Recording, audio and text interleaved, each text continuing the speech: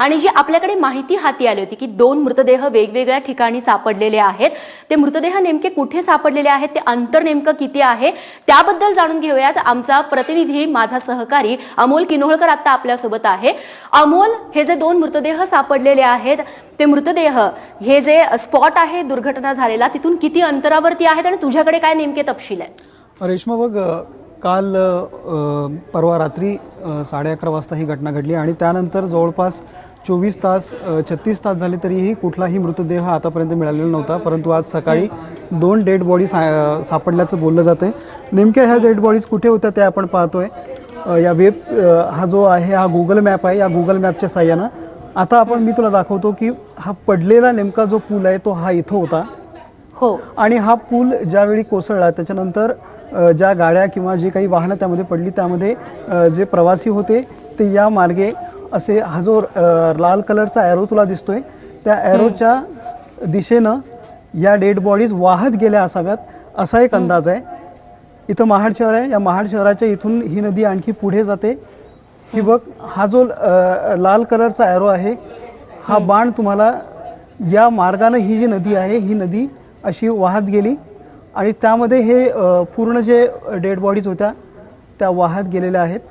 हा बघ, हा पूर्ण मार्ग आहे आणि यानंतर या ठिकाणी हरिहरेश्वर हा बीच आहे।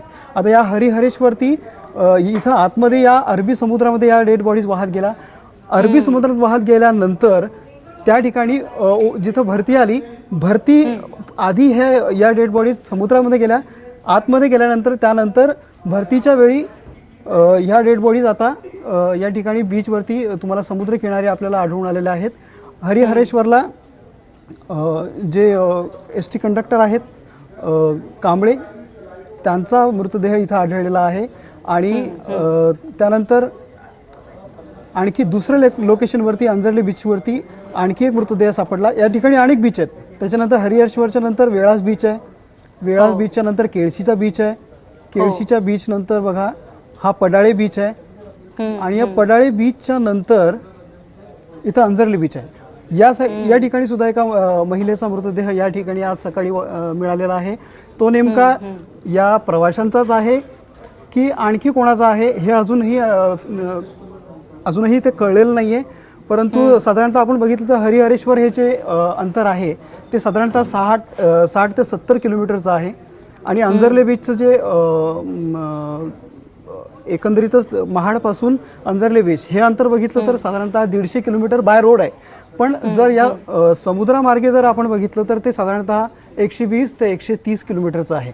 तर अशा पद्धतीनं या डेड बॉडीज या अशा पुरातून वाहत जात समुद्रामध्ये गेल्या आणि समुद्रातून नंतर मग त्या भरतीच्या माध्यमातून आता आपल्याला या बीचवरती समुद्रकिनारी आज आढळलेल्या आहेत। ह्या दोन ठिकाणी सध्या आतापर्यंत दोन डेड बॉडीज सापडलेल्या आहेत।